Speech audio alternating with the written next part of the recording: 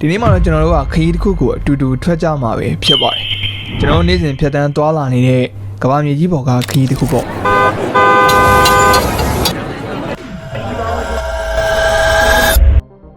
့တခါတလေမှာကျွန်တော်လူသားဆိုတဲ့တဲ့ဝါရီဟာဒီကမ္ဘာကြီးရဲ့အလားပါကိုမင်းနေတတ်ကြပါတယ်တကယ်တော့စိမ့်လန်းနေတဲ့တစ်တော်တွေကမ်းခြေကိုရိုက်ခတ်နေတဲ့လှိုင်းလုံးတွေညဘက်ကောင်းကင်ဘော်ကခြေတရားတွေဒါတွေအားလုံးဟာကျွန်တော်နေထိုင်နေတဲ့ကမ္ဘာကြီးရဲ့လက်ဆောင်တွေပါပဲဒါပေမဲ့စိတ်မကောင်းစရာတစ်ခုကတော့ဒီလက်ဆောင်တွေကအခုဆိုရင်ချင်းချောက်ခံနေရပြီဆိုတာပါပဲပလတ်စတစ်တွေစွန့်ပစ်ပစ္စည်းတွေလေထုညဉ့်ညမ်းမှုတွေတစ်တော်ပြုံးတိမှုတွေစစ်ပွဲတွေရက်ဆက်ခြင်းတွေနဲ့အတူကျွန်တော်တို့အပြုတ်မှုတွေဟာဒီကမ္ဘာကြီးကိုအကြီးတန်းအောင်ဒီကမ္ဘာကြီးကိုနာကျင်အောင်လုံးမိနေပါတယ်ဆိုတော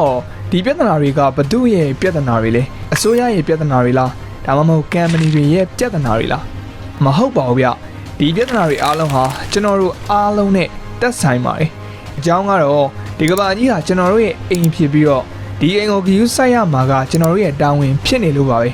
ဲဒါကြောင့်ဒီနေ့ဗီဒီယိုထဲမှာတော့ကျွန်တော်တို့ကကမ္ဘာကြီးကိုဘယ်လိုမျိုးပိုချစ်နိုင်မလဲဆိုတာတွေနဲ့ပတ်သက်လို့ရှာဖွေသွားကြမှာပဲဖြစ်ပါတယ်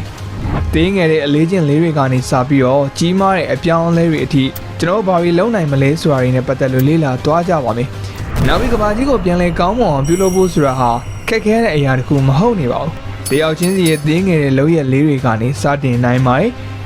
ဒီတော့ကျွန်တော်ရဲ့ကမ္ဘာကြီးကိုဘယ်လိုမျိုးပို့ပြီးချစ်ခင်တွေ့တာကြမလဲဘယ်လိုမျိုးပို့ပြီးဂရုစိုက်ကြမလဲဟုတ်ကဲ့ပါဒီဗီဒီယိုကိုဆက်ကြည့်ရင်းနဲ့ကျွန်တော်နဲ့အတူတူလက်တွဲရှာဖွေကြပါစို့စလိုက်ကြပါဗျာဒီကမ္ဘာကြီးကမိတ်ဆွေတို့အတွက်ဘယ်လောက်ထိအရေးပါတယ်လဲ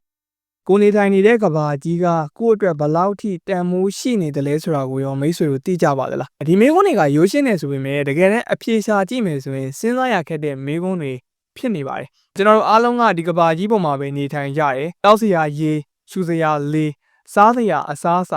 ာစားတဲ့ကျွန်တော်တို့လိုအပ်သမျှအရာအားလုံးကိုဒီကမ္ဘာကြီးကထောက်ပံ့ပေးထားပါတယ်ဒါမဲ့အဲ့ဒီလိုကျွန်တော်တို့ကိုပြည့်စုံထားတဲ့မိခင်ကမ္ဘာမြေကြီးကိုကျွန်တော်တို့ကိုယ်တိုင်ကတန်မိုးထားကြရလားတင်းတင်းပြောရင်ကျွန်တော်တို့ရဲ့နေ့စဉ်ဘဝထဲမှာတောင်မှဒီကမ္ဘာကြီးကိုတန်မိုးထားဖို့အတွက်မေ့လျော့နေတတ်ကြပါတယ်အဲ့လိုမေ့လျော့မှုတွေကြောင့်လည်းပဲဒီကမ္ဘာကြီးကအခုဆိုရင်ပြောင်းလဲလာခဲ့ပြီပေါ့ရာသီဥတုတွေပြောင်းလဲလာတယ်ရေခဲပြင်တွေအကြီးပြိုလာတယ်တရိษံမျိုးစိတ်တွေမျိုးတုံးလာတယ်တဘာဝပတ်ဝန်းကျင်ညဉ့်ညမ်းလာတယ်စတဲ့တဘာဝပတ်ဝန်းကျင်ဆိုင်ရာအခက်အခဲတွေအပြင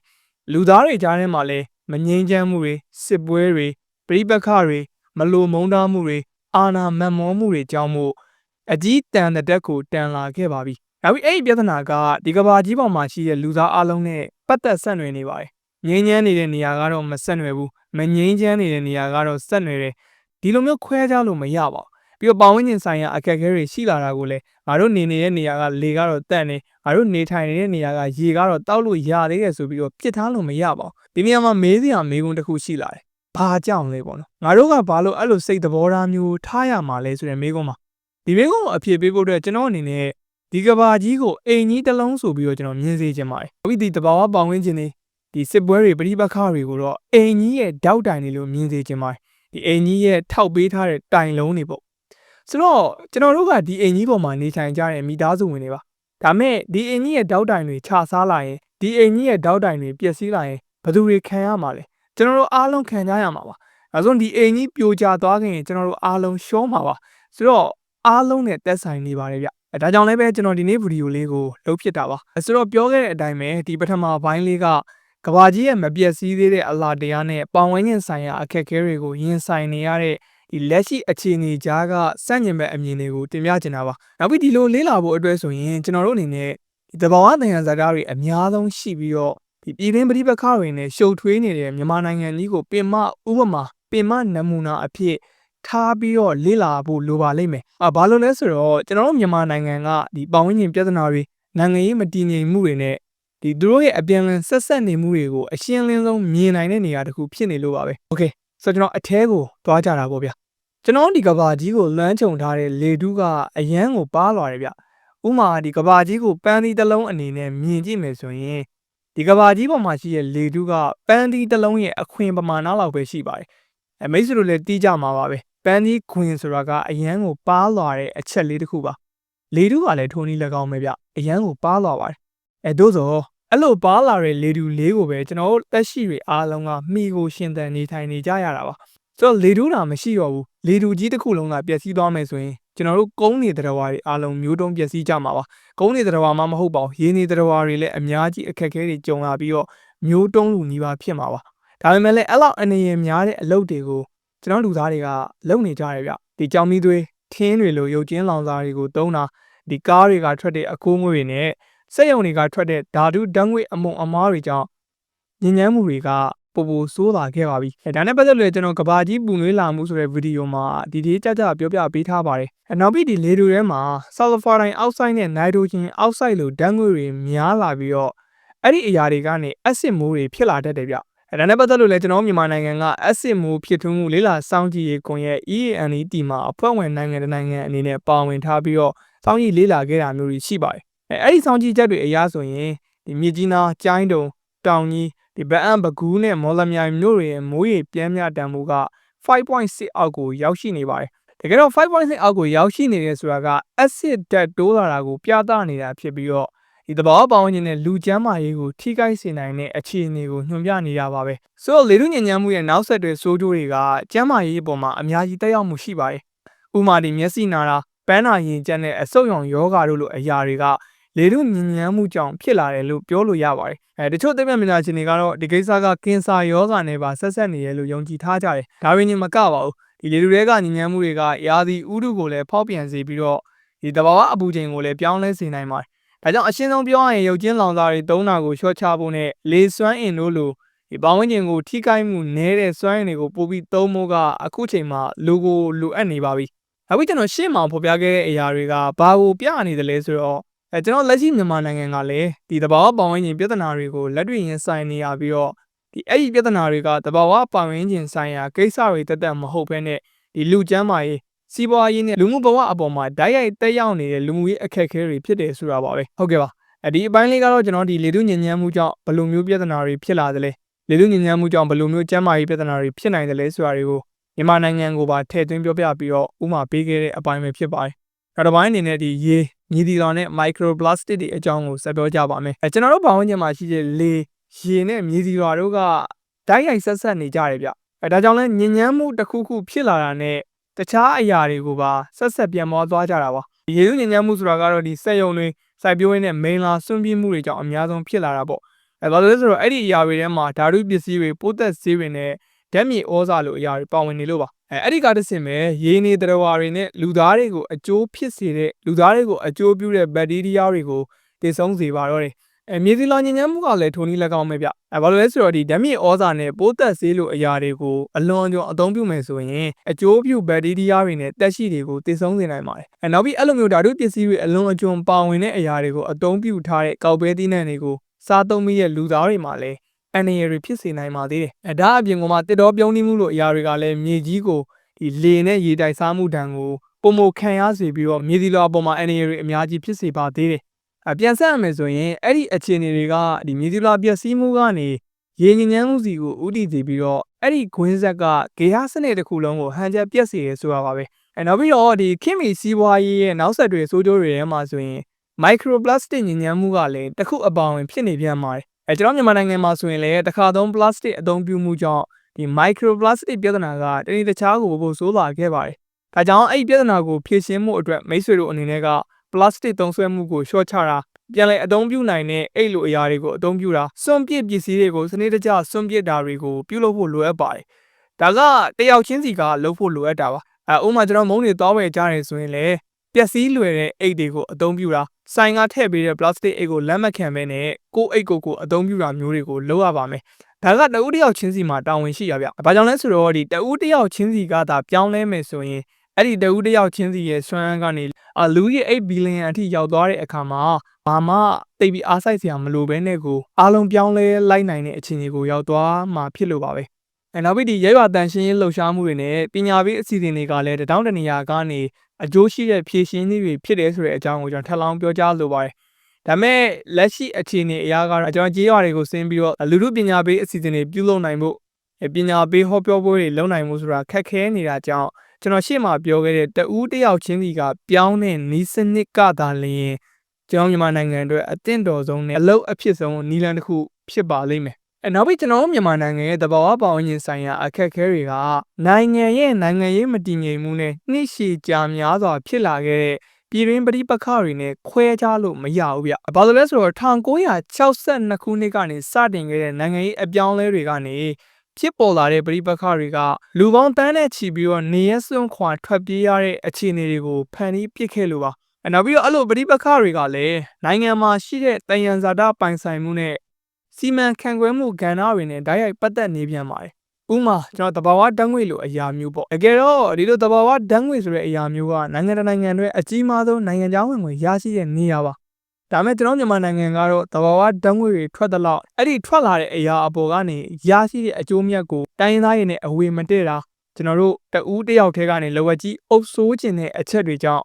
အခုချိန်ထိကိုကောင်းမွန်တဲ့အကျိုးရလဒ်တွေမမြင်ရသေးပါဘူး။တကယ်သာစဉ်းစားကြည့်မယ်ဆိုရင်နိုင်ငံမှာတဘာဝတယံဇာတာပေါများတယ်ဆိုတာကဖျားပေးတဲ့ကောင်းကြီးတစ်ခုပါ။ဒါမဲ့ကျွန်တော်တို့နိုင်ငံကတော့တဘာဝတယံဇာတာပေါများတဲ့အချက်ကိုကပဲကျင်းစားလိုတောင်ဖြစ်နေပါပြီ။ဘာကြောင့်လဲဆိုတော့အဲ့ဒီတဘာဝတယံဇာတာပေါများမှုတွေကြောင့်ပဲငါတစ်ခုတစ်ကောင်တယောက်ဆိုတဲ့လူတွေဟာလောဘရမတ်တွေကြီးမားလာပြီးတော့ငင်းငင်းနဲ့ဝေလာဝေးဖြစ်နေရတာပါ။ဒါကြောင့်ဒီတယံဇာတာခွဲဝေရေးကိစ္စကလည်းမြန်မာနိုင်ငံရဲ့ပြည်တွင်းစစ်ပဋိပက္ခတွေကိုကြာရှည်တဲ့အချက်တစ်ခုဖြစ်တယ်လို့ကျွန်တော်ပြောချင်းဖြစ်ပါတယ်။နောက်ပြီးတော့အဲ့လိုနိုင်ငံရေးမတည်ငြိမ်မှုတွေနဲ့စစ်ပွဲတွေကြောင့်ပဲတဘာဝပတ်ဝန်းကျင်ထိန်းသိမ်းရေးဆိုင်ရာစီးမင်းတွေကိုထိရောက်စွာအကောင်အထည်ဖော်ဖို့ရာအတွက်အတားအဆီးဖြစ်စေပြီးတော့အဲ့ဒီအတားအဆီးကပဲကျွန်တော်တို့တရားမဝင်တယံဇာတာထုတ်ယူမှုတွေတဘာဝပတ်ဝန်းကျင်ကိုတရားမဝင်ဖျက်ဆီးမှုတွေကို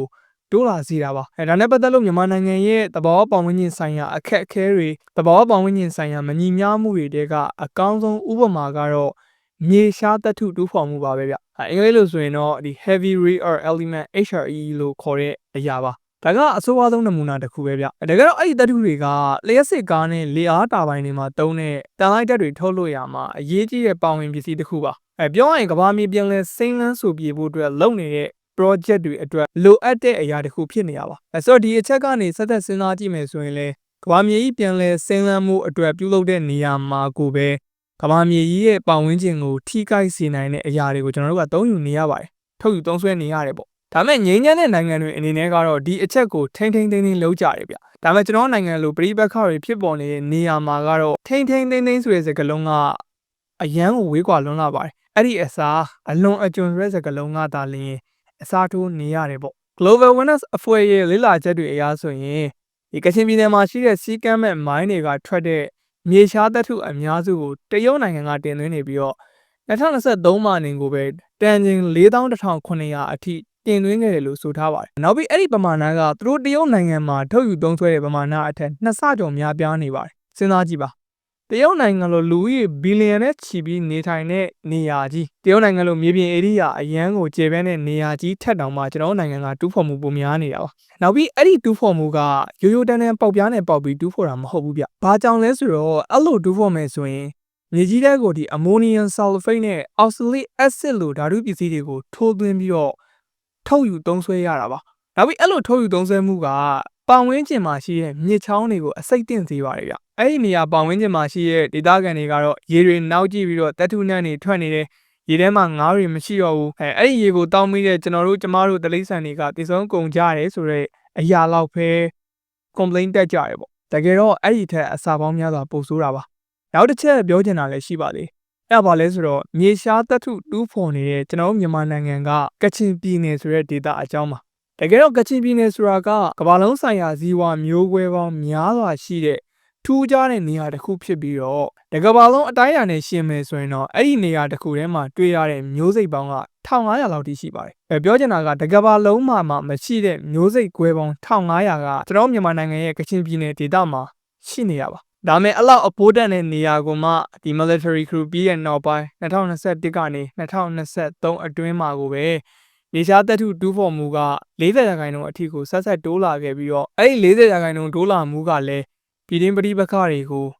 ကြာရှည်နေစေတဲ့တောက်တိုင်တွေကိုထောက်ပံ့ပေးနေပါတယ်ဆိုတော့ဒါကြီးကတန်တရားကြီးလို့ဖြစ်နေတယ်ပေါ့ဗျာနောက်တစ်ချက်အနေနဲ့နားလည်စေချင်တာရှိတာကပါဝင်ရင်ဆိုင်ရာပျက်စီးမှုတွေဆိုတာကလူသားချင်းစာနာမှုဆိုင်ရာအခက်အခဲတွေနဲ့လည်းဓာတ်ရိုက်ပတ်သက်ဆက်ဆက်နေတယ်ဆိုတာပါဒီ military crew နောက်ပိုင်း2021မှာ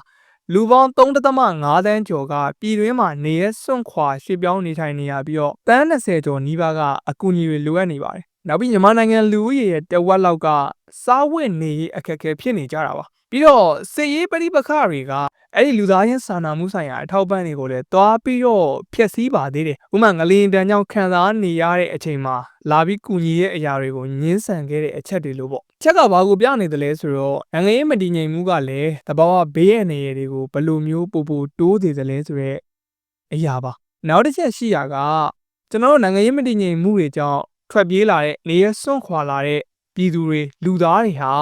ာသူတို့စွန့်ခွာလာတဲ့အရက်ကနေပြောင်းရွှေ့နေထိုင်တဲ့အရက်အပေါ်မှာဖိအားတွေရှိသေးပါတယ်။ဥပမာအဲ့ဒီနေရာမှာရှိတဲ့ရေရင်းမြစ်တွေအဲ့ဒီနေရာမှာရှိတဲ့အစားအစာတွေနဲ့အဲ့ဒီနေရာမှာရှိတဲ့ဂေဟစနစ်တွေအပေါ်မှာဖိအားတွေဖြစ်စေပါတယ်။ဒါနဲ့ပတ်သက်လို့ရှင်းအောင်ပြောရမယ်ဆိုရင်ဂေဟစနစ်တစ်ခုဆိုတာကသူ့နေရာအတွက်သူပဲလုံလောက်တဲ့ပမာဏရှိနေတာပါ။ပြောချင်တာကတော့သူ့နေရာမှာရှိတဲ့သက်ရှိတွေအတွက်ပဲထောက်ပံ့ပေးနိုင်တာပါ။သို့သောပြောင်းရွှေ့မှုတွေရှိလာရင်အဲ့ဒီဂေဟစနစ်အပေါ်မှာအများကြီးအနေအထားဖြစ်စေပါတယ်။မြင်အောင်ပြောရရင်တော့မဆန့်တဲ့အရာတစ်ခုတည်းကိုအရန်ပြစ်သိပ်ပြီးတော့ထည့်ပြစ်နေသလိုပါပဲ။ကြာရင်ကွဲတောင်ထွက်နိုင်တဲ့အနေအထားတွေကိုရှိနေတာပါ။အရှင်းဆုံးပြောရရင်တော့ဗျာဒီပတ်ဝန်းကျင်ဆိုင်ရာပျက်စီးမှုတွေရဲ့စိုးကျိုးတွေကိုဒေသခံပြည်သူတွေကဂိုက်ခံစားနေရတယ်ဆိုတဲ့အချက်ပါပဲ။ဘာလို့လဲဆိုတော့ဒီရှားပါးမြေတပ်ထုဒုဖော်မှုတွေကြောင့်ရင်းနှီးမြေသီလာတွေပျက်စီးပြီးတဲ့နောက်မှာအဲ့ဒီနေရာမှာရှိတဲ့ဒေသခံတွေကစိုက်ပျိုးရေးနဲ့ငါးဖမ်းတာလို့ရိုးရာစီးပွားရေးတွေကိုဆုံးရှုံးခဲ့ရတယ်ပေါ့။ဒါမဲ့ကြီးမားတဲ့အခက်အခဲတွေကြားကနေပဲမြန်မာနိုင်ငံမှာရှိတဲ့ဒေသခံအဖွဲ့အစည်းတွေနဲ့လူထုအခြေပြုလှုပ်ရှားမှုတွေကအရေးပါတဲ့အခန်းကဏ္ဍကနေပါဝင်နေတာကိုလည်းသတိရသိချင်ပါတယ်။ဘာလို့လဲဆိုတော့အဲ့လိုမျိုးအဖွဲ့အစည်းတွေကပတ်ဝန်းကျင်ဆိုင်ရာပညာပေးတာဒီတန်ရှင်းလှုပ်တာနဲ့လူမှုအကူအညီတွေကိုစမ်းစွမ်းတမန်လှုပ်ဆောင်နေကြလို့ပါ။ဒါကလည်းဘာကိုပြနေတယ်လဲဆိုတော့ကျွန်တော်တို့လူသားတဦးချင်းစီတိုင်းမှာရှိတဲ့ကူညီခြင်းစိတ်မေတ္တာနဲ့ဂရုဏာတရားတို့ဟာနိုင်ငံမှာရှိတဲ့ငြိမ်းချမ်းမှုနဲ့လုံခြုံစိတ်ချရမှုပေးနိုင်စွမ်းအပေါ်မှာဘယ်လိုသက်ရောက်မှုရှိနေတယ်လဲဆိုတာပါပဲဆိုတော့ကျွန်တော်ဆက်လက်ပြီးတော့အနာဂတ်မှာကျွန်တော်ဘယ်လိုလုပ်ရမလဲဆိုတာတွေနဲ့ပတ်သက်လို့အနည်းငယ်အကြံပြုချက်လေးတွေပေးချင်ပါတယ်တကယ်တော့သဘာဝပတ်ဝန်းကျင်ဆိုင်ရာပြဿနာတွေကိုဖြေရှင်းမှုဆိုတာကဗတ်ပေါင်းစုံကနေချင်းကပ်ဖို့လိုအပ်ပါတယ်ဒါကြောင့်ဒီနေရာမှာကျွန်တော်သိသလောက်လှုပ်ဖို့လိုတဲ့မူဝါဒအဆင့်ပြောင်းလဲမှုတွေကိုပြပြပေးပါမယ်နံပါတ်1ကတော့ plastic အသုံးပြုမှုကိုလျှော့ချဖို့အတွက်ပြန်လည်အသုံးပြုတာနဲ့ရေရှည်တည်တတ်တဲ့အမိုက်စီမံခန့်ခွဲမှုစနစ်တွေကိုတိုးမြှင့်ချမှတ်ဖို့လိုအပ်ပါတယ်နံပါတ်2အနေနဲ့ကတော့တဘာဝတန်ရန်ဇာတာတွေကနေရတဲ့ဝင်ငွေတွေကိုနိုင်ငံပိုင်နဲ့ဒေသတွင်းအစိုးရတွေကြားမှာပွင့်လင်းမြင်သာစွာခွဲဝေအုပ်ချုပ်နိုင်မဲ့မူဝါဒချမှတ်မှုတွေကိုလုပ်ဖို့လိုအပ်ပါတယ်။ဘာကြောင့်လဲဆိုတော့ဒီအချက်ကရေရှည်ငြိမ်းချမ်းမှုနဲ့တဘာဝပတ်ဝန်းကျင်ဆိုင်ရာထိန်းသိမ်းမှုအတွက်အလုံးအရေးပါနေလို့ပါပဲ။နောက်တစ်ခုကတော့နိုင်ငံတကာရဲ့တာဝန်ယူမှုတွေပါ။ကမ္ဘာကြီးပြန်လဲစိမ့်လန်းဖို့အတွက်ကြိုးစားနေကြတဲ့ကဏ္ဍတွေမှာပါဝင်တဲ့နိုင်ငံတကာကမ္ပဏီတွေနဲ့အစိုးရတွေကသူတို့ရဲ့ထောက်ပံ့ရေးခွင်းဆက်မှာပါဝင်မြန်မာနိုင်ငံလိုနိုင်ငံတွေရဲ့ပတ်ဝန်းကျင်ဆိုင်ရာစံနှုန်းတွေကိုပို့ပြီးတော့တာဝန်ယူမှုရှိစောင့်ကြည့်ပေးဖို့လိုအပ်ပါတယ်။နောက်ပြီးတော့လူထုအခြေပြုလှုပ်ရှားမှုတွေကလည်းအရန်ကိုအရေးပါပါတယ်။အဲလိုဆိုတော့ပတ်ဝန်းကျင်ဆိုင်ရာပညာပေးတာနဲ့အသိပညာမြင့်တင်တာဒေတာရင်းတန်ရှင်းလှုပ်ရှားမှုတွေနဲ့ဇီဝပျက်စီးနိုင်တဲ့ကုန်ပစ္စည်းတွေသုံးစွဲမှုတွေကိုလျှော့ချတာတွေ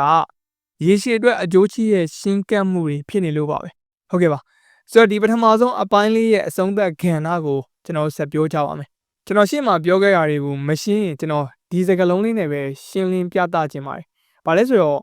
့ဘလို့ပြဿနာတွေပဲဖြစ်ဖြစ်ဘလို့မျိုးအခက်အခဲတွေပဲရှိစုပေါင်းကြိုးစားဖြည့်ရှင်းမှသာလျှင်ပြီးဆုံးမှာဖြစ်တယ်ဗျ။ငါတစ်ခုတစ်ကောင်တယောက်ဆိုတဲ့အတ္တမန္နတွေငါသာလျှင်အမှန်ငါလုံနေတာတွေကသာတိကျရဲဆိုပြီးတော့ငါဆွဲကြီးနေမယ်ဆိုရင်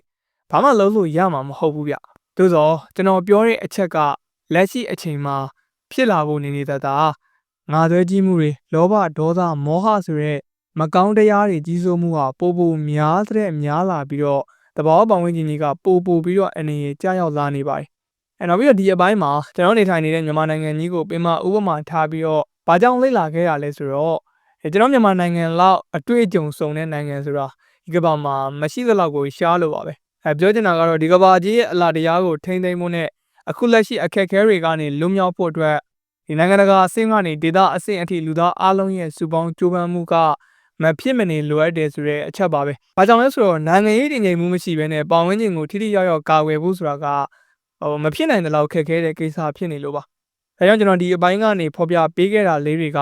ကကျွန်တော်လက်ရှိနိုင်ငံရဲ့အနာဂတ်အတွက်တတောင်းတနေရာတစိမ့်တရေသားကနေအကျိုးဖြစ်စေလိမ့်မယ်လို့တော့မျှော်လင့်မိပါတယ်။ Okay ဆိုတော့နောက်တစ်ပိုင်းကို ဆက်သွားကြပါမယ်ဟုတ်ကဲ့ပါဆိုတော့ကျွန်တော်ဆက်လက်ပြီးတော့ဒုတိယအပိုင်းအနေနဲ့စစ်ပွဲနဲ့ငြိမ်းချမ်းရေးအကြောင်းကိုတွားကြပါမယ်စစ်ပွဲနဲ့ငြိမ်းချမ်းရေးဆိုတာကကျွန်တော်တို့ကဘာကြီးနေမှာကောက်ကျွန်တော်လူသားတွေအားလုံးအတွက်အမြဲတမ်းအရေးကြီးတဲ့အရာနှစ်ခုဖြစ်ခဲ့တာပါသို့တော့သူတို့ရဲ့အတိတ်ပဲတွေကတော့ခင့်တဲ့အညီပြောင်းလဲလာခဲ့ပါတယ်အဲဒီစစ်ပွဲဆိုတာကိုပုံမှန်အားဖြင့်နိုင်ငံတွေလူမျိုးစုတွေဒါမှမဟုတ်အဖွဲ့အစည်းတွေကြားမှာလက်နက်ကင်ပြီးတော့စနစ်တကျကြာရှည်စွာဖြစ်ပွားတတ်တဲ့ပြင်းထန်တဲ့ပဋိပက္ခတစ်ခုလို့သတ်မှတ်ကြပါတယ်ဒါမဲ့1832ခုနှစ်တုန်းကစစ်ပညာရှင်တဦးဖြစ်တဲ့ Calvin Clausewitz ကတော့သူ့ရဲ့ On War ဆိုတဲ့စာအုပ်မှာစစ်ပွဲဆိုတာရန်သူကိုကိုလိုချင်တဲ့အတိုင်းလှုပ်ဆောင်လာအောင်အင်အားသုံးပြီးတော့ဖိအားပေးတာပဲလို့အဓိပ္ပာယ်ဖွင့်ဆိုခဲ့ပါတယ်။တကယ်တော့ဒီအဓိပ္ပာယ်ကစစ်ပွဲရဲ့နိုင်ငံရေးရည်ရွယ်ချက်ကိုအဓိကထားပြီးတော့ပြောတာပါ။ Okay ဒါကတော့ကျွန်တော်စစ်ပွဲဆိုတာနဲ့ပတ်သက်လို့အဓိပ္ပာယ်ဖွင့်ဆိုချက်တစ်ခုပေါ့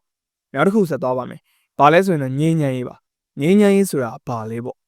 ဒီမိကုန်းနဲ့ပတ်သက်လို့ငြိမ်းချမ်းရေးဆိုတာကိုအရင်တုန်းကတော့ဒီစစ်ပွဲဒါမှမဟုတ်အကြမ်းဖက်မှုမရှိတဲ့အခြေအနေလိုပဲရိုးရိုးရှင်းရှင်းလေးအဓိပ္ပာယ်ဖွင့်ဆိုခဲ့ကြတယ်။ရိုးရိုးရှင်းရှင်းလေးပဲယူဆခဲ့ကြပါတယ်။ဒါမဲ့အခုချိန်မှာကတော့ပိုပြီးရှုပ်ထွေးတဲ့သဘောတရားတွေပါလာပါပြီဗျ။ဘာလို့လဲဆိုတော့ငြိမ်းချမ်းရေးဆိုတာမှာငြိမ်းချမ်းရေးဖော်ဆောင်မှုပဋိပက္ခဖြေရှင်းတဲ့နိုင်ငံတည်ဆောက်ရေးလိုမျိုးအယူအဆ concept တွေပါဝင်လာလို့ပါပဲ။ကျွန်တော်ခုနကပြောခဲ့တဲ့အရာတွေကိုတနည်းအားဖြင့်ဒီအပြုသဘောဆောင်တဲ့ငြိမ်းချမ်းရေး positive peace လို့လည်းခေါ်ကြပါတယ်ဒီအယူဆကဒီအကြမ်းဖက်မှုမရှိုံနဲ့မပြီးဘဲနဲ့တရားမျှတမှုနဲ့တည်ငြိမ်မှုရရှိဖို့အတွက်လိုအပ်တဲ့လူမှုရေးစီးပွားရေးနဲ့နိုင်ငံရေးအခြေအနေတွေကိုပါတည်ဆောက်ခြင်းကိုဆိုလိုတာပါဟုတ်ပါတယ်ဒါကတော့ငြိမ်းချမ်းရေးဆိုတာနဲ့ပတ်သက်လို့အဓိပ္ပာယ်ဖွင့်ဆိုချက်လေးတွေပါနောက်တစ်ခုအနေနဲ့ကျွန်တော်ဗာဆက်ပြောမှလဲဆိုတော့စစ်ပွဲတွေဘာကြောင့်ဖြစ်ပွားသလဲပေါ့ဒီမျိုးနဲ့ပတ်သက်လို့ဆက်ပြီးအဖြေချကြမှာပါတကယ်တော့စစ်ပွဲတွေဆိုတာကတခုတည်းသောအကြောင်းရင်းတွေကြောင့်ဖြစ်လာတာမဟုတ်ဘူးဗျ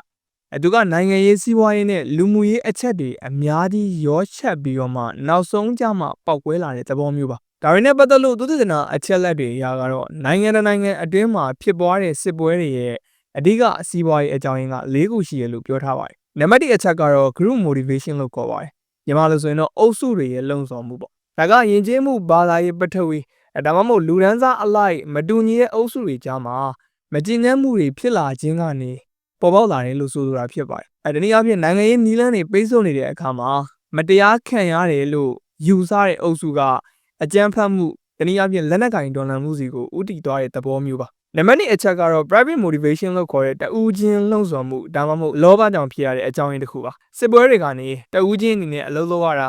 လူရက်နိုင်တာဒီကုန်ပစ္စည်းရှားပါမှုကနေအမျက်ထုတ်နိုင်တာဒါမှမဟုတ်မူရစ်စေဝါဒီသဘာဝတယံဇာတာနဲ့တစ်ဝါလိုမျိုးတရားမဝင်ကုန်သွယ်မှုတွေကနေချမ်းသာကြွယ်ဝလာနိုင်တာမျိုးတွေရှိပါတယ်ဒါကြောင့်ဝင်ငွေနဲပြီးအလောက်ကင်ရှားပါတဲ့နေရာတွေမှာစစ်ပွဲတွေဖြစ်နိုင်ခြင်းနဲ့ကြာရှည်နိုင်ခြင်းပုံများတယ်လို့မှတ်သားရပါမယ်ကျွန်တော်မြန်မာနိုင်ငံရဲ့ဥပမာကြည့်မယ်ဆိုရင်လေကျွန်တော်မြန်မာနိုင်ငံမှာဆိုနှစ်ပိုင်းရှိနေပါတယ်တစ်ပိုင်းကကျွန်တော်တို့အလင်းပိုင်းတစ်ပိုင်းကအမောင်ပိုင်းပေါ့ကျွန်တော်အမောင်ပိုင်းမှာဆိုရင်အလင်းပိုင်းကလူတွေလုံးဝမသိနိုင်တဲ့အချက်တွေတနည်းအားဖြင့် dark side ပေါ့နော်အများကြီးဆိုးဝါးနေပါတယ်တစ်ဖက်ကအလင်းပိုင်းမှာဆိုရင်လည်းရန်ကိုတာယာနေတဲ့သဘောမျိုးဒီနှစ်ပိုင်းကိုကျွန်တော်တို့ကပြောချင်တာပါနံပါတ်3အချက်ကတော့ failure of the social contract လို့ခေါ်တဲ့လူမျိုးရေးစာချုပ်တွေပျက်စီးမှုပါဒီ theory အရကတော့ဒီအစိုးရနဲ့ပြည်သူလူထုရဲ့ကြားထဲမှာသဘောတူညီမှုတွေပျက်စီးခြင်းလို့ဆိုလိုပါတယ်နားလည်အောင်ပြောရရင်ပြည်သူတွေအနေနဲ့ကသူတို့တင်မြှောက်ထားတဲ့ဒါမှမဟုတ်လက်ရှိအုပ်ချုပ်နေတဲ့အစိုးရစီကနေသူတို့မျှော်လင့်ထားတဲ့အချက်တွေလှုပ်စေခြင်းနေတဲ့အပိုင်းတွေရှိနေပေမဲ့အဲ့လိုမျောလင့်ထားတဲ့အပိုင်းတွေကဖြစ်မလာဘဲနဲ့ပိုဆိုးလာတဲ့အခါမှာအစိုးရနဲ့ပြည်သူကြားမှာရှိတဲ့ယုံကြည်မှုနေရာပြင်စာချုပ်တွေပျက်စီးသွားပြီးတော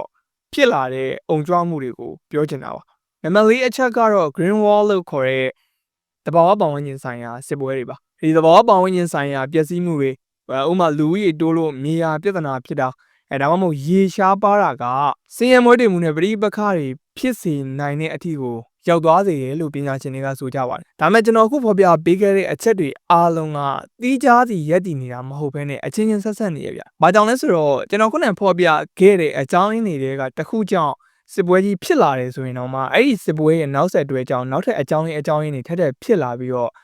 ပိုကြာရှည်သွားစေတယ်လို့ပါပဲ။ဒါနဲ့ပတ်သက်လို့1880ခုနှစ်နောက်ပိုင်းဖြစ်ပွားခဲ့တဲ့စစ်ပွဲ150ကျော်ကိုလေ့လာကြည့်မယ်ဆိုရင်စစ်ပွဲကြောင့်အကုန်ကြအများဆုံးကတိုက်ပွဲဖြစ်တဲ့နိုင်ငံဖြစ်ပါတယ်။ဒီအပြင်တိုက်ပွဲဖြစ်ပွားတဲ့နေရာတွေကိုဆိုလိုတာပါ။ဘာလို့လဲဆိုတော့စစ်ပွဲဖြစ်ပွားတဲ့နေရာတွေမှာဒီစက်ရုံတွေအဆောက်အုံတွေလိုမျိုးစီးပွားရေးပိုင်းဆိုင်ရာတွေပျက်စီးပြီးတော့ ပြန်ပြန်အပြင်စီးပွားရေးထုတ်လုပ်မှုက9နှစ်အတွင်းမှာ30%လောက်အထိကိုကျဆင်းသွားတယ်လို့ဆိုပါတယ်။ဒါတော့30ဆိုတာကကျွန်တော်အရင်ခိုင်ထားတဲ့နိုင်ငံတွေပါ။ကျွန်တော်နိုင်ငံလိုဖွံ့ဖြိုးဆဲနိုင်ငံမှာဒါ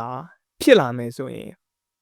90%ကျော်အထိကိုကျဆင်းနိုင်ပါတယ်။နောက်ပြီးတော့ငွေကြေးဖောင်းမှောင်းမှုကလည်း15%အထိတက်လာတယ်လို့ဆိုရပြ။ဒီလိုကြီးမားတဲ့စီးပွားရေးထိခိုက်မှုတွေမညီမျှမှုတွေနဲ့စင်းရဲမွဲတေမှုတွေပိုဆိုးစေပြီးတော့အဲ့ဒါတွေကစစ်ပွဲဖြစ်ရတဲ့အဓိကအကြောင်းရင်းတွေကတခုလည်းထပ်ဖြစ်ပြန်ပါတယ်။ဒါကဘာကိုပြသလဲဆိုတော့ဒီပြိပက္ခတွေကမူလပြဿနာတွေကိုပိုပြီးနှက်ဆိုင်စေတဲ့ပိုပြီးဆိုးဝါးတဲ့တန်တရားကိုထပ်တလဲလဲဖန်တီးနေရဆိုတာကိုပြသနေပါတယ်။တော်တော်နဲ့လူရင်းနားလည်လွယ်အောင်ပြောရမယ်ဆိုရင်တော့စိတ်ညစ်လို့အရက်တောက်တယ်အရက်တောက်လို့ကျန်းမာရေးမကောင်းဘူးကျန်းမာရေးမကောင်းလို့စိတ်ညစ်တယ်စိတ်ညစ်လို့အရက်ပြန်တောက်တယ်ဆိုတဲ့ cycle လို့ပေါ့နော်။လဲလဲထက်ထက်ဖြစ်နေတာမျိုးပါ။နောက်ပြီးတော့စစ်ပွဲတစ်ပွဲဖြစ်ပွားတဲ့အခါမှာအဲ့ဒီဖြစ်ပွားတဲ့နိုင်ငံကလည်းပိုးစိုးပါးစက်ထိခိုက်ရတယ်လို့မျိုးသူဘေဘဝင်ကျင်မှာရှိတဲ့နိုင်ငံတွေကလည်းအနည်းနဲ့အများရိုက်ခတ်မှုတွေကြုံရတတ်ပါတယ်။လေးလာမှုတွေအရာကတော့စစ်ပွဲဖြစ်ပွားတဲ့အနီးနားနိုင်ငံတွေရဲ့စီးပွားရေးထုတ်လုပ်မှုနှုန်းက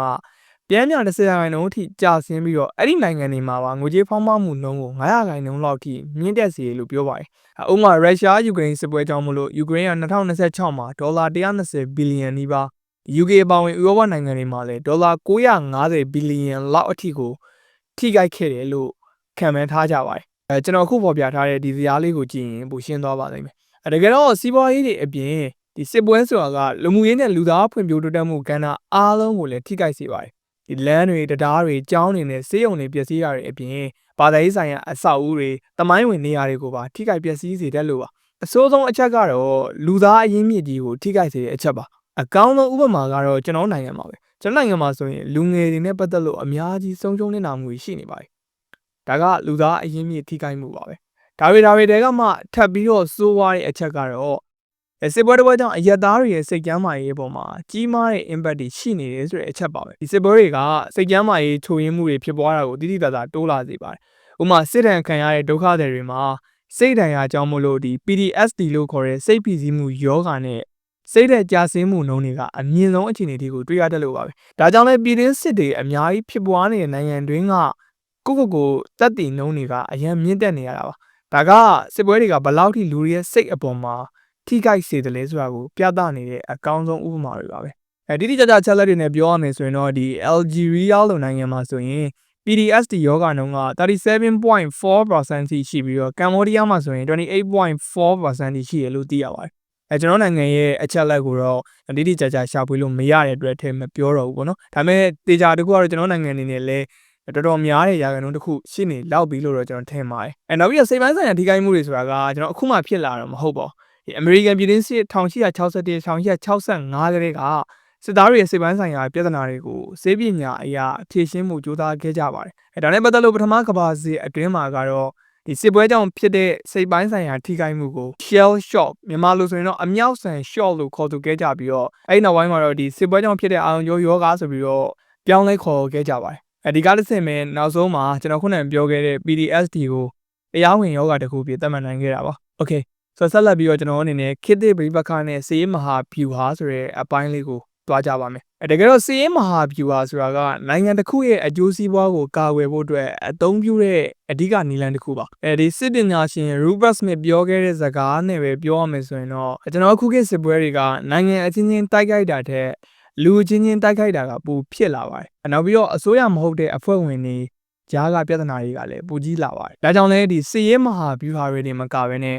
ကျင့်ဝတ်ဆိုင်ရာမူပေါင်းတွေအတွက်ပါဆင်ခေါ်မှုတွေရှိလာတာပါဒီ Just War Theory လိုမျိုးမူပေါင်းတွေကဒီအာဏာရှိသူတွေစစ်သားနဲ့အရက်သားတွေကိုခွဲခြားနိုင်တဲ့အခြေအနေတွေပေါ်မှာအခြေခံထားရဗျဒါပေမဲ့ drone တွေအကြမ်းဖက်မှုတွေနဲ့ဒီကြား uniform မရှိတဲ့သူတွေပါဝင်လာတဲ့အခါမှာတော့အဲ့ဒီလိုမျိုး Just War Theory တွေဟာအခုခေတ်စစ်ပွဲရဲ့ဖြစ်ရမှန်တွေကိုလွန်လောက်အောင်ဂိုင်းတွေဖြည့်ရှင်းနိုင်မှုခက်ခဲလာပါတယ်ဒါကဘာကိုပြနေတယ်လဲဆိုတော့ခေတ်သစ်စစ်ပွဲရဲ့အမှန်တကယ်ပြောင်းလဲလာမှုနဲ့အဲ့ဒီအရာကိုထိန်းချုပ်ဖို့ကျွန်တော်တို့ရဲ့ကိုယ်ကျင်တရားပိုင်းဆိုင်ရာစွမ်းရည်တွေကြားမှာကွာဟမှုတွေရှိနေတယ်ဆိုတာပါပဲ Okay ဒါဆိုရင်ငြိမ်းချမ်းရေးရဲ့ရှုပ်ထွေးတဲ့လုပ်ငန်းစဉ်တွေကရောဘယ်လိုဖြစ်နေမလဲပေါ့ဒီစစ်ပွဲနဲ့ငြိမ်းချမ်းရေးကိုဒသနာရှုထောင့်ကကြည့်မယ်ဆိုရင်ဒီ Just War Theory နဲ့ Pacifism ဆိုတဲ့ဒီစစ်ပွဲရှောင်ဝါဒဆိုပြီးတော့အမြင်နှစ်မျိုးရှိပါတယ်Just War Theory ဆိုတာကတော့စစ်ပွဲမြတ်တာရေး theory လို့လည်းပဲမှတ်သားနိုင်ပါတယ်သူတို့နှစ်ခုကဘယ်လိုကွဲပြားလဲဆိုရင်တော့ဒီ Just War Theory ကိုထောက်ခံတဲ့သူတွေကအပြစ်မဲ့ပြည်သူတွေကိုကာကွယ်ဖို့အတွက်အင်အားသုံးဖို့လိုအပ်တယ်လို့ယုံကြည်ကြတာပါ နောက်ပြီးတော့အဲ့ဒီ theory မှာဒီစစ်ပွဲစတင်မှုအတွက်နဲ့စစ်ပွဲအတွင်းမှာလိုက်နိုင်ရမယ်ကျင့်ဝတ်ဆိုပြီးတော့အခြေခံမူ2ရက်ရှိပါတယ်ပိုရှင်းအောင်ပြောရမယ်ဆိုရင်တော့စစ်ပွဲစဖို့စံနှုန်းတွေမှာတရားမျှတတဲ့အကြောင်းရင်းရှိရမယ်ဒီတရားဝင်အာဏာပိုင်တွေကပဲစတင်ရမယ်နောက်ပြီးတော့အဲ့ဒီစတင်ရတဲ့ရည်ရွယ်ချက်ကလည်းမှန်ကန်ရမယ်ပြီးတော့ကြောင့်နောက်ဆုံးနီးလန်းအနေနဲ့ပဲလုပ်ရမယ်ပြီးတော့အောင်မြင်နိုင်ခြေရှိရမယ်နောက်ဆုံးကတော့အချိုးစားညီမျှရမယ်ဆိုတော့ပါပဲဒီစစ်ပွဲတွင်ကျင့်ဝတ်တွေအနေနဲ့ကတော့နီးလန်းတွေကအချိုးစားမျှညီနေရမယ်ရန်သူနဲ့မိမိရဲ့နီးလန်းတွေကအချိုးစားမျှချင်ညီနေရမယ်နောက်ပြီးတော့အရက်သားတွေကိုခွဲခြားသိမြင်ပြီးတော့ကာဝယ်ပေးရမယ်မြင်အောင်ပြောရမယ်ဆိုရင်အဲ့ဒီအရက်သားကကိုယ့်ရဲ့ရန်သူကိုထောက်ခံနေသည်ဖြစ်အောင်တော့သူကအရက်သားဆိုတာနဲ့နေကျွန်တော်တို့ကဘာမှလုပ်လို့မရအောင်ဒါက just war theory ရဲ့ကျင့်ဝတ်ပဲနောက်တစ်ခုဖြစ်တဲ့ဒီ pacifism ကိုထောက်ခံတဲ့သူတွေကတော့စစ်ပွဲဆိုတာကဘယ်တော့မှတရားမျှတမှုမရှိနိုင်ဘူးဆိုပြီးတော့ယူဆကြပါတယ်နောက်ပြီးတော့ဒီဝါဒမှာဆိုရင်အတွင်းမဲ့စစ်ရှောင်ဝါဒနဲ့နိုင်ရစစ်ရှောင်ဝါဒဆိုပြီးတော့2မျိုးရှိပါတယ်အတွင်းမဲ့စစ်ပွဲရှောင်ဝါဒကတော့ဗျာဒီစစ်ပွဲမှန်သမျှအကြမ်းဖက်မှုမှန်သမျှကမကောင်းဘူးဟာဆိုပြီးတော့ယူဆတဲ့သဘောပါနောက်တစ်ခုဖြစ်တဲ့နိုင်ရစစ်ပွဲရှောင်ဝါဒကတော့အနုမျိုးလက်နက်လိုခစ်တဲ့လက်နက်တွေကြောင့်စစ်ပွဲရဲ့စိုးကျိုးတွေကအ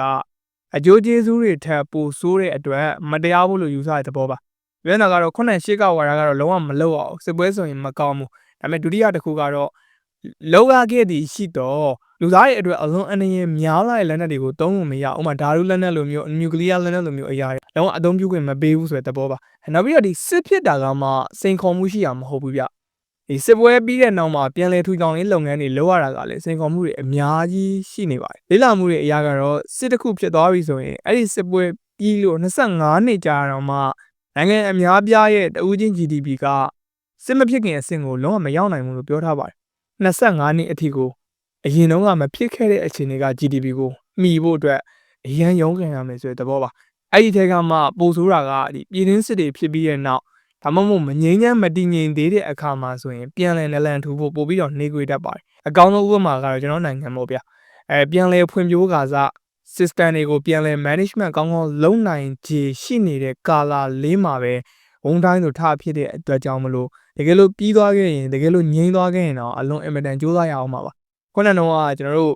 ့တည်ငြိမ်နေပြီးသားသူဆရာကြီးနေတာမှာရှိနေပြီးသားနိုင်ငံတွေအနေနဲ့စစ်ပွဲတစ်ပွဲဖြစ်ပြီဆိုရင်တော့အရင်အခြေအနေကိုပြန်ရောက်ဖို့25နှစ်ကြာတယ်ဆိုရင်ကျွန်တော်ဒီနိုင်ငံအနေနဲ့ဆိုရင်ဘယ်နှစ်နှစ်အထိကြာနိုင်လဲဆိုတာမိတ်ဆွေတွေးတာကြည့်တော့ဒါကစိတ်သက်ကြအောင်တော့ကျွန်တော်ပြောတာမဟုတ်ဘူးဒါပေမဲ့ဒါကအချက်လက်ကြီးတစ်ခုအနေနဲ့ရှိနေတာကတော့ဘယ်သူမှငြင်းလို့မရဘူးပေါ့နော်နောက်ပြီးတော့ဒီငြိမ်းချမ်းရေးတည်ဆောက်မှုဆိုတာကဒီလက်နက်ချခိုင်းတာနေရာပြန်ချပေးရတဲ့စီးပွားရေးပြန်လည်ထူထောင်ရေးလိုလုပ်ငန်းတွေအများကြီးနဲ့ဖွဲ့စည်းထားတဲ့ရေရှည်လုပ်ငန်းစဉ်တစ်ခုပါဒီပြန်လည်ထူထောင်ရေးရဲ့အဓိကရည်ရွယ်ချက်ကတော့အကြမ်းဖက်မှုတွေထပ်မဖြစ်စေဖို့ဒီပဋိပက္ခတွေရဲ့အရင်းအကြောင်းရင်းတွေကိုကင်တွင်ဖြေရှင်းဖို့ပါပဲနောက်တစ်ခုအနေနဲ့ကတော့ဒီပြည်ပကလာပြီးတော့ကူညီတဲ့အရာတွေရဲ့အင်အားပါလေ့လာချက်တွေအရာကတော့စစ်ပွဲတစ်ခုဖြစ်သွားခဲ့တယ်ဆိုရင်အဲ့ဒီစစ်ပွဲတစ်ခုဖြစ်ပွားခဲ့တဲ့နိုင်ငံကိုပြင်ပနိုင်ငံတစ်ခုကဘလောက်ပဲကူညီ10% လောက်အထိပဲပြန်လည်ထူထောင်ရေးမှာကူညီပေးနိုင်တယ်လို့ဆိုပါတယ်ဒါကြောင့်အဲ့ဒီပြင်ပအကူအညီတွေအလုပ်ဖြစ်လာဖို့အတွက်10% ထက်ပိုတက်လာဖို့အတွက်ဆိုရင်ဒေသန္တရအဖွဲ့အစည်းတွေနဲ့ဒေသတွင်းမှာရှိတဲ့အုပ်ချုပ်ရေးရန်ရာတွေကကောင်းကောင်းမွန်မွန်လေပတ်နေဖို့အပြီးကြတော့အုပ်ချုပ်နေတဲ့သူတွေကကောင်းမွန်နေဖို့လိုအပ်ပါတယ်နောက်ဆုံးတစ်ခုကတော့ပြည်သူတဦးတယောက်ချင်းစီတိုင်းရဲ့စိတ်ဓာတ်တွေကလည်းကောင်းမွန်နေဖို့ပြည်သူတဦးတယောက်ချင်းစီတိုင်းရဲ့စိတ်ဓာတ်တွေကလည်းငြိမ်းချမ်းရေးကိုလိုလိုလားလားရှိနေဖို့လိုအပ်ပါတယ်ဥပမာဂျပန်နိုင်ငံကိုပဲကြည့်ပေါ့ဂျပန်နိုင်ငံဆိုရင်စစ်ရှုံးတဲ့နိုင်ငံတစ်နိုင်ငံဖြစ်တယ်ဒါနဲ့မကောက်ကမ္ဘာမှာပထမဆုံးနျူကလ িয়ার အသုံးပြုခံရတဲ့နိုင်ငံတစ်နိုင်ငံဖြစ်တယ်ဒါတော့မှသူတို့အနေနဲ့အဲ့လိုပြာပုံကြီးဖြစ်နေတဲ့နိုင်ငံကိုအခုချိန်မှာအာရှမှာဆရာကြီးကမ္ဘာမှာလည်းဆရာကြီးဆိုတဲ့အနေအထားတစ်ခုဖြစ်အောင်ရုန်းကန်နိုင်ငံပါတယ်ဒါကဘာကိုပြနေတယ်လဲဆိုတော့သူတို့ရဲ့ရှေ့ကဘိုးဘေးပြည်နေတဲ့စိတ်သက်ကအရန်ကောင်းမွန်ပြီးတော့နိုင်ငံကိုချစ်တဲ့စိတ်ကအင်မတန်မြင့်မားတယ်ဆိုတဲ့အကိုပြသနေပါတယ်ကျွန်တော်အနေနဲ့လည်းဒါကိုဥပမာယူသင့်ပါတယ်ကျွန်တော်ကဖြစ်နေတဲ့အခြေအနေမှာမလုံနိုင်ဘူးဆိုရင်တော့ဖြစ်ပွားပြီးသွားတဲ့နောက်ပြန်လည်ထူထောင်ရေးကာလတွေမှာတဦးချင်းစီအနေနဲ့ထဲထဲဝင်ဝင်ပါပြီးတော့စိတ်ဓာတ်တွေကောင်းမွန်နေဖို့လိုပါတယ်ဒါမှလည်းကျွန်တော်နိုင်ငံကမြန်မြန်ဆန်ဆန်ပြန်လည်ထူထောင်နိုင်မှာဖြစ်ပါတယ်အဓိကကတော့ငါဆိုတဲ့စိတ်ဓာတ်ကိုဖယ်ပြီးတော့နိုင်ငံအတွက်ဆိုတဲ့စိတ်ဓာတ်ကိုပြောင်းလဲအစားထိုးဖို့ပါပဲနောက်ပြီးဒီပြန်လည်ထူထောင်ရေးလုပ်ငန်းစဉ်တွေနဲ့ပတ်သက်လို့ခုနကဂျပန်နိုင်ငံအပြင်နောက်ထပ်ဥပမာတွေလည်းရှိနေပါသေးဒီတောင်ဆူဒန်မှာဆိုရင်လူငယ်ဂိုင်းအဖွဲ့ဝင်တွေကိုငြိမ်းချမ်းရေးဖော်ဆောင်သူတွေအဖြစ်ပါဝင်လှုပ်ဆောင်သေးတာမျိုးဒါမှမဟုတ်ဒီဖိလစ်ပိုင်နိုင်ငံဒီဗိုမျိုးက Peace 911 project လို့မျိုးဒီဒေသခံတွေရဲ့အစားအစာဖူလုံရေးနဲ့လုံခြုံရေးပြဿနာတွေကိုဖြေရှင်းပေးတာမျိုးတွေလိုပါ အဲ့လိုချင်းကပ်မှုတွေကြောင့်ဒီဆယ်စုနှစ်ချီကြာတဲ့ကွန်မြူနတီတပုံထားမှုတွေကိုတော့မှ6လအတွင်းမှာဖြစ်စည်းနိုင်ခဲ့ကြပါတယ်ဒါကိုလည်းကျွန်တော်နိုင်ငံအနေနဲ့ကအများကြီးကိုဥပမာယူသင့်ပါတယ်ဘာလို့လဲဆိုတော့ဒီဥပမာတွေကထိရောက်တဲ့ငြိမ်းချမ်းရေးတည်ဆောက်မှုဆိုတာကအောက်ခြေကနေစတင်ရတယ်နောက်ပြီးတော့ဒေသခံလူငယ်တွေနဲ့အမျိုးသမီးတွေကိုစွမ်းရည်မြင့်တင်ပေးတာဒေသခံအဖွဲ့အစည်းရဲ့ခေါင်းဆောင်တွေနဲ့ပူးပေါင်းဆောင်ရွက်တာနဲ့တကယ်လိုအပ်တဲ့အသက်မွေးဝမ်းကြောင်းပညာရေးတွေကိုပံ့ပိုးပေးတာတွေအပေါ်မူတည်နေတယ်ဆိုတာကိုသက်သေပြနေတယ်လို့ငြိမ်းချမ်းရေးဆိုတာကနိုင်ငံရေးလုပ်ငန်းစဉ်တသက်မဟုတ်ဘဲနဲ့လူသားအချင်းချင်းကြားမှာရှိတဲ့ဆက်ဆံရေးကိုပြန်လည်တည်ဆောက်ရတဲ့လုပ်ငန်းစဉ်တစ်ခုလည်းဖြစ်နေလို့ပါပဲ။ Okay ဒါကတော့ကျွန်တော်တို့စစ်ပွဲနဲ့ငြိမ်းချမ်းရေးဆိုတဲ့ကဏ္ဍတစ်ခုပေါ့။ဆက်လက်ပြီးတော့ဒီယဉ်ကျေးမှုနဲ့အမှုပညာကစစ်ပွဲနဲ့ငြိမ်းချမ်းရေးအပေါ်မှာဘလောက်အထိတက်ရောက်မှုရှိသလဲ။အဲ့ဒီအရာတွေကြောင့်ငြိမ်းချမ်းရေးကိုဘလောက်ထိဖော်ဆောင်နိုင်မလဲဆိုတဲ့အချက်တွေနဲ့ပတ်သက်လို့တင်ပြပေးသွားပါဦးမယ်။ဟုတ်ကဲ့ပါ။ဒီပြောခဲ့တာတွေအပြင်အမှုပညာစာပေနဲ့ရုပ်ရှင်တွေကလည်းစစ်ပွဲကိုသမိုင်းမှတ်တမ်းအဖြစ်ဖော်ပြရုံသာမကဘဲနဲ့လူမှုအဖွဲ့အစည်းကပြိပက္ခတွေကိုဘယ်လိုနားလည်ပြီးရင်ဆိုင်နိုင်မလဲဆိုတာတွေကိုဖော်ပြပေးနေပါသေးတယ်။ဒီ20ရာစုမတိုင်မီစာပေတွေကသူရဲကောင်းပီသားမှုနဲ့ဂုဏ်သိက္ခာကိုအလေးပေးပေမဲ့ပထမကမ္ဘာစစ်ပြီးရဲ့နောက်မှာစာပေတွေကစစ်ပွဲရဲ့အတူရောင်အနေနဲ့စိတ်ပိုင်းဆိုင်ရာထိခိုက်မှုတွေအပေါ်မှာအာရုံစိုက်လာကြပါတယ်။ဥပမာဒီလီယိုတိုစတိုင်းရဲ့နာမည်ကျော်စာအုပ်ဖြစ်တဲ့ဒီ War and Peace ဆိုတဲ့စာအုပ်ဟာစစ်ပွဲနဲ့ငြိမ်းချမ်းရေးကိုနည်းနည်းဆိုင်ဆိုင်ပုံဖော်ခဲ့ပြီးတော့စစ်ပွဲကလူတဘာဝနဲ့လူအဖွဲ့အစည်းကိုဘလောက်အထိထိခိုက်စေနိုင်တယ်ဆိုတာကိုပြသခဲ့ပါတယ်။ဒါနဲ့ပတ်သက်လို့လည်းမြန်မာပြန်ထားတဲ့စာအုပ်ရှိရပေါ့နော်။ဆရာမြတ်တန်းနဲ့ဘာသာပြန်ထားတာရှိပါတယ်။ဒီစာအုပ်ကိုလည်းကျွန်တော်ဖတ်ဖို့ recommend ပေးခြင်းတယ်ပေါ့နော်။အရင်ကောင်းလို့ပါ။ဒါအပြင်ဒီပထမကမ္ဘာစစ်ရဲ့အကြမ်းဖက်မှုနဲ့အတိတ်ပဲမဲမှုတွေကိုတုံ့ပြန်တဲ့အနေနဲ့ Renaissance နဲ့ဒီ Surrealism လိုအနုပညာလှုပ်ရှားမှုတွေလည်းပေါ်ပေါက်ခဲ့ပါတယ်။နောက်ပြီးတော့ဒီ Francisco Goya ရဲ့ The Disaster of War ဒါမှမဟုတ် Picasso ရဲ့ Guernica လိုလက်ရာတွေကလည်းစစ်ပွဲရဲ့ကြောက်စရာကောင်းတဲ့အခြေအနေတွေကိုပြင်းပြင်းထန်ထန်ပြစ်တင်ရှုံချတဲ့လက်ရာတွေဖြစ်မှတ်တမ်းယူခြင်းခံခဲ့ရပါတယ်။နောက်တစ်ခုကတော့ကလေးငယ်တွေရဲ့ကြပြတွေကပြောတဲ့စစ်ပွဲနဲ့ငြင်းငင်းဆိုတဲ့အကြောင်းပါ။ဘာကြောင့်လဲဆိုတော့ဒီစစ်ပွဲတန်ကိုခံခဲ့ရတဲ့ကလေးငယ်တွေရဲ့ကြပြတွေကနေလေဒီစစ်ပွဲနဲ့ငြင်းငင်းရေးကိုသူတို့ရဲ့စိတ်ထဲမှာဘလို့ပုံဖော်ထားလဲဆိုတာနဲ့ပတ်သက်လို့သိမြင်နိုင်လို့ပါပဲ။သူတို့ရဲ့ကြပြတွေထဲမှာဆိုရင်စစ်ပွဲကိုဝမ်းနည်းမှုဒုက္ခနဲ့ပျက်စီးခြင်းတွေကိုဖြစ်စေတဲ့အရာလို့ဖော်ပြကြပြီးတော့ငြိမ်းချမ်းရေးဆိုတာကိုတော့မျှော်လင့်ချက်ချစ်ချင်းမြတ်တာနဲ့လုံခြုံရေးရဲ့အချင်းချင်းဆိုပြီးတော့ယူဆကြလို့ပါဒါကတကယ်ကြုံဘူးတဲ့သူကပိုခံစားတတ်ပါတယ်ကျွန်တော်အနေနဲ့နေ့စဉ်တိုင်းမှာကောင်းကောင်းမွန်မွန်အိပ်ရစားရနေပေမဲ့တချို့လူတွေအတွက်ကအိပ်ဖို့စားဖို့အတွက်ကိုကအိမ်မက်ကြီးတစ်ခုဖြစ်နေလို့ပါဒီစစ်ပွဲတံကိုခံရတဲ့ကလေးငယ်တွေကသူတို့ရဲ့ရီမောတန်တွေကိုပြန်ရဖို့သူတို့ကောင်းကောင်းစာပြန်တင်ရဖို့သူတို့နှလုံးသားကိုပြန်လည်ကုစားဖို့အတွက်ငြိမ်းချမ်းရေးကိုတောင်းတကြပါတယ်နောက်ပြီးတော့ငြိမ်းချမ်းရေးဆိုတာဟာအလုံးအင်မတန်အေးချမ်းတဲ့အရာတစ်ခုဖြစ်ပြီးတော့အဲ့ဒီအရာကိုရရှိဖို့အတွက်လက်ချင်းချိတ်ပြီးတော့အတူတကတိဆောက်ရမယ်လို့လည်းသူတို့ကရေးသားကြပါတယ်။နောက်ပြီးတော့ဒီအချက်တွေကငြိမ်းချမ်းရေးဆိုတာကရရှိနိုင်တဲ့ဒီစုပေါင်းလှုပ်ဆောင်ပြီးတိဆောက်နိုင်တဲ့အရာဖြစ်တယ်ဆိုတဲ့အယူဆကိုလည်းပို့ပြီးတော့အားဖြစ်ပေးပါတယ်။ချို့အားဖြင့်ပြောရမယ်ဆိုရင်တော့စစ်ပွဲနဲ့ငြိမ်းချမ်းရေးဆိုတာကဒီကြားစီရက်တည်နေတဲ့အရာတွေမဟုတ်ဘဲနဲ့အရှင်းရှုပ်ထွေးစွာဆက်ဆက်နေကြပါတယ်။ဒီစစ်ပွဲတွေကမညီမျှမှုတွေကနေပေါ်ပေါလာနိုင်ပေမဲ့စစ်ပွဲရဲ့ဆိုးကျိုးတွေကတော့အဲ့ဒီမူလပြဿနာတွေကိုပိုပြီးနှက်ဆိုင်စေပြီးတော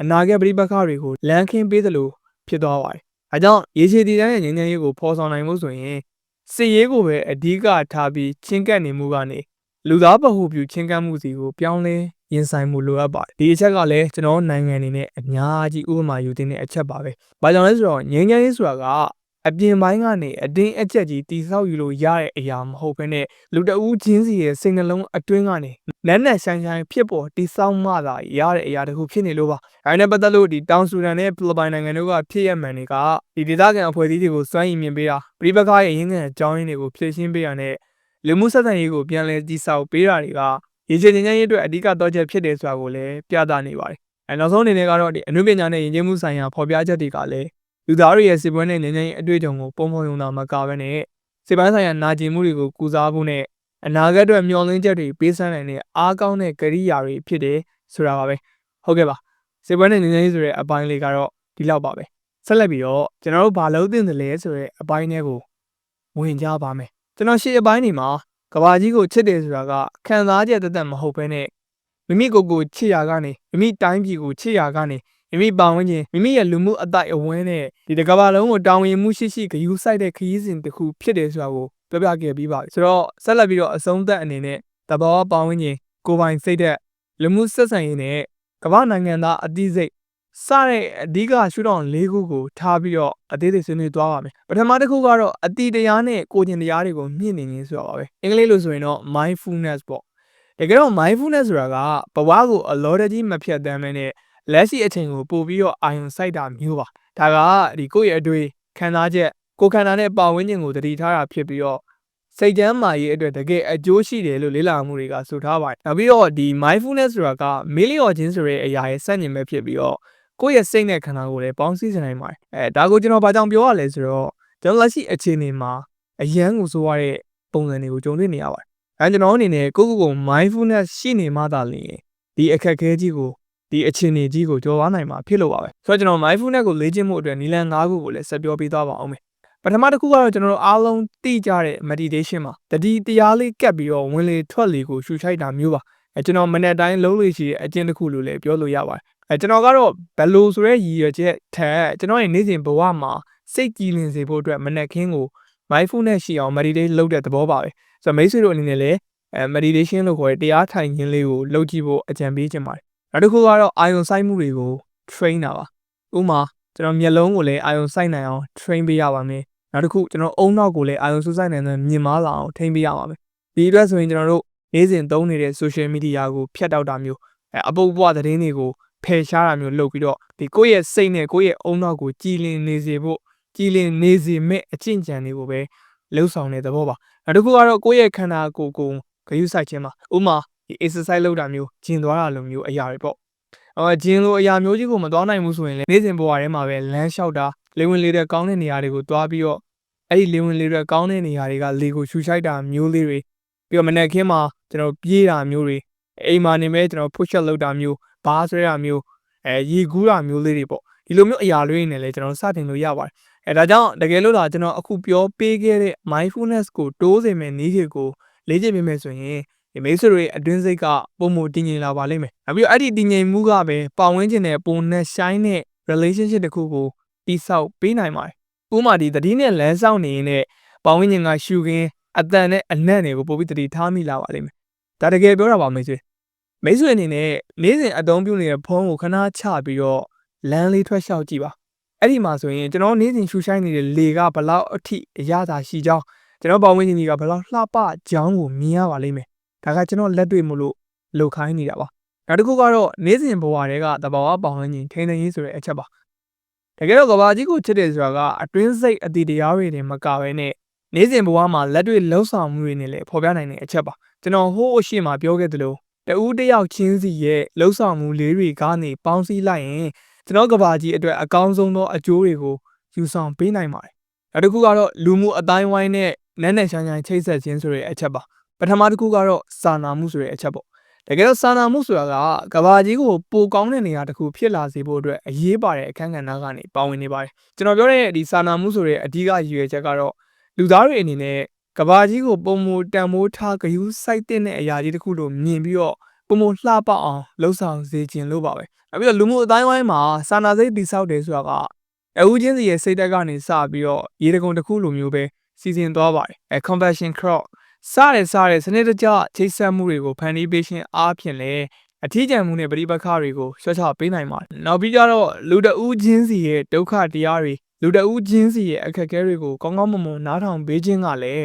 းစာနာစိတ်ကိုမြင့်တင်ပေးနိုင်ပါတယ်နောက်တစ်ခုကတော့အထီးကျန်မှုတွေကိုကြော်လွှားပြီးတော့လူသားတွေနဲ့ချိတ်ဆက်ခြင်းပါတနည်းအားဖြင့်ကိုယ့်ဘဝဝန်းကျင်မှာရှိတဲ့လူသားတွေနဲ့ဝေးကွာနေရာကနေနီးစပ်အောင်ကြိုးစားစေခြင်းတဲ့သဘောပါပဲကျွန်တော်လူသားတွေကတခါတလေမှာအထီးကျန်တတ်ကြပါတယ်ဒါပေမဲ့ဒီအထီးကျန်တာကအမြဲတမ်းမဟုတ်ပါဘူးဒီအထီးကျန်ခြင်းကိုကြော်လွှားနိုင်မှုတွေနည်းလမ်းတွေအများကြီးရှိပါတယ်ပထမဆုံးအနေနဲ့ကတော့ကိုချိတ်ဆက်မိဖို့လိုအပ်ပါတယ်ကိုယ့်ရဲ့တန်ဖိုးတွေစိတ်ဝင်စားမှုတွေနဲ့ဝါသနာတွေကိုသိရှိနားလည်ဖို့အတွက်ကြိုးစားရပါမယ်ဒါမှသာကိုဘဝကပြည့်စုံလာပြီးတော့အလားတူစိတ်ဝင်စားမှုရှိသူတွေနဲ့ပူးပေါင်းခွင့်ရမှာဖြစ်ပါတယ်နောက်တစ်ခုရှိတာကကျွန်တော်တို့ရှင်သန်ကြရပါအောင်မယ်ကျွန်တော်တို့သိဆုံးသွားလို့မရသေးပါဘူးဒါကြောင့်စိတ်ဓာတ်တွေအောက်ဆုံးအထိရောက်နေတယ်ဆိုရင်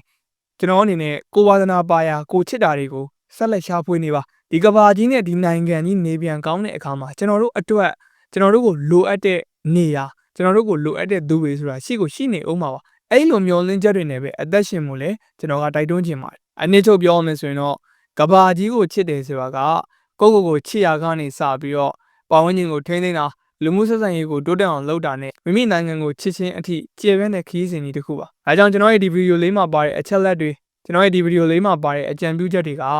တဦးချင်းစီရဲ့အသေးအမဆုံးရွေးချယ်မှုတွေကနေပေါင်းလိုက်ရင်ဒီကဘာကြီးအတွက်ကြီးမားတဲ့အကျိုးသက်ရောက်မှုတွေဖြစ်လာနိုင်တယ်ဆိုတာကိုရှင်းရှင်းလင်းလင်းပြသပေးနေတာပဲဖြစ်ပါတယ်။နောက်ပြီးတော့ကျွန်တော်ဖော်ပြပေးခဲ့သမျှတွေအားလုံးကစိတ်ကူးရင်တည်းမဟုတ်ပါဘူး။မိတ်ဆွေလက်တွေ့လှုပ်ကြည့်မယ်ဆိုရင်တကယ်လုံနိုင်တဲ့အရာတွေပါ။ဒါကြောင့်ကျွန်တော်အတူတူပူးပေါင်းပြီးတော့ဒီကဘာကြီးကိုပိုကောင်းတဲ့နေရာတစ်ခုဖြစ်လာဖို့ဒီနိုင်ငံကြီးကိုပုံမတိုးတက်လာစေဖို့အတွက်ကြိုးစားကြပါစို့တိုက်တွန်းရင်းနဲ့ပဲ